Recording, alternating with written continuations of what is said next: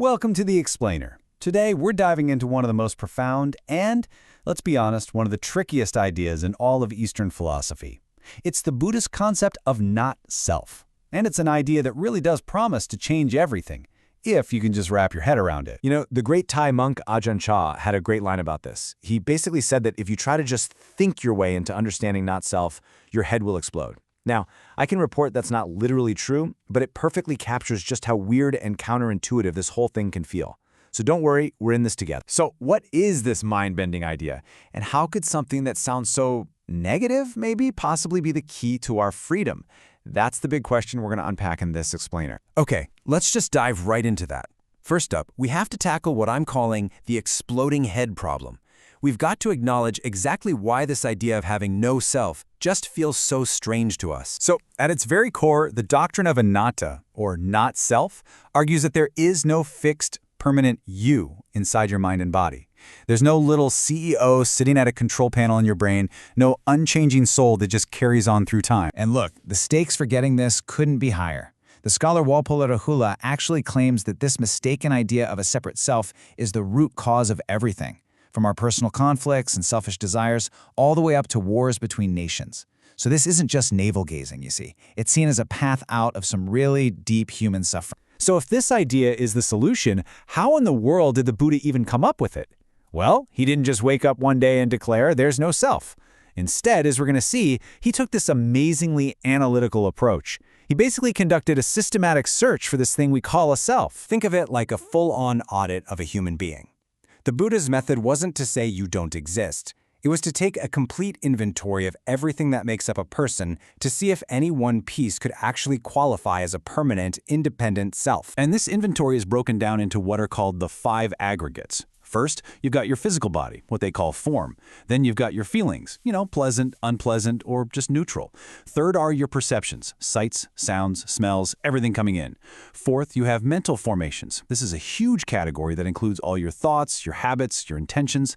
And finally, number 5 is consciousness itself, that basic awareness of all the other stuff. So for this big investigation, the Buddha applied 2 simple but really powerful tests to each and every one of those 5 parts. Test number 1. Can you completely control it? And test number 2, is it permanent? Does it last without changing? Let's look at that first test, control. The Buddha's logic was pretty straightforward.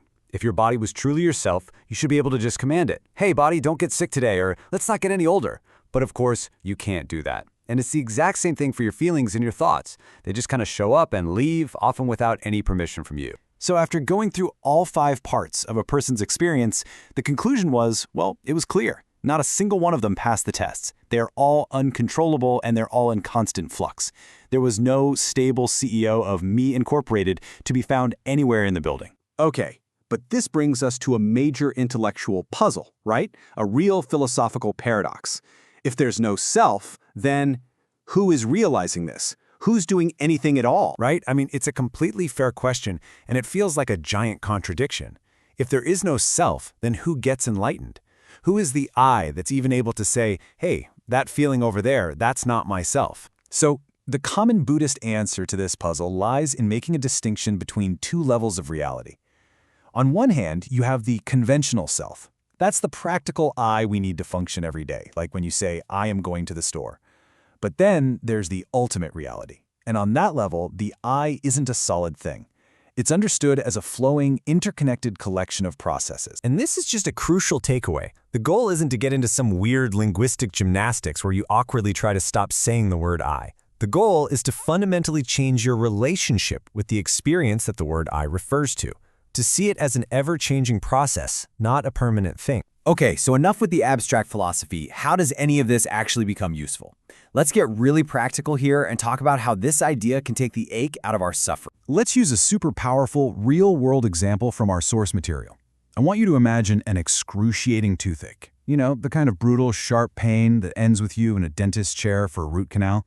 It's basically the definition of suffering. So one person, a meditator, decided to face this pain head-on. And what they experienced just brilliantly illustrates this shift. It wasn't that the pain magically vanished. What happened was that its quality changed. It became less of a personal attack, less "youch," and more of an impersonal, powerful sensation, more of a whoa moment. So how does that even work? Well, it's about separating observation from evaluation. You learn to just look at a feeling, like pain or anxiety, with a kind of dispassionate curiosity instead of automatically judging it as bad or mine. You stop being engaged with it. You realize that ownership of that feeling is actually optional. And this leads us right to our final and I think most empowering takeaway. It's this beautiful paradox. You take charge by learning how to let go. Here is the paradox of control in a nutshell. Those nagging feelings, like anxiety or anger, they prove they aren't really you precisely because you can't control them. But the very moment you accept that, the moment you disown them and say, that's not self, their power over you just dissolves. Your lack of control suddenly isn't a problem anymore. The scholar Peter Harvey has this fantastic analogy for it. He says the idea of a self is like a rocket booster. It's incredibly useful, right? It gets you off the ground, it gives you motivation, but to actually reach orbit, to achieve that real freedom, the booster has to fall away. It's job done. So maybe the most practical way to start this whole thing isn't to try and annihilate your sense of self overnight. The real work, the real practice, is to consciously start redefining its boundaries. To look at a painful thought or a difficult feeling and decide, you know what, that doesn't have to be in here.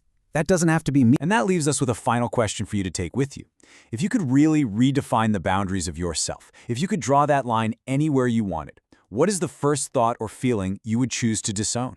What's the first thing you'd place just outside the fence?